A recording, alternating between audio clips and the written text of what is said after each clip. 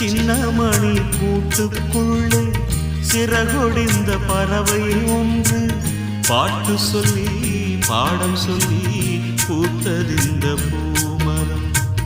சின்னமணி கூட்டுக்குள்ளே சிறகொடிந்த பறவை ஒன்று பாட்டு சொல்லி பாடம் சொல்லி பூத்ததிந்த பூமரம்.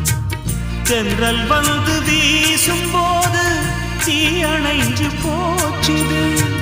தென்றலால தீ அணைஞ்சா எனக்கு தென்றல். அதனாலே இனிமேலே திசமாறி தென்றல் போகட்டும். ஆலமரத்துல சோடி கிளியில ஒரு கிளி பிரிஞ்சதம்மா.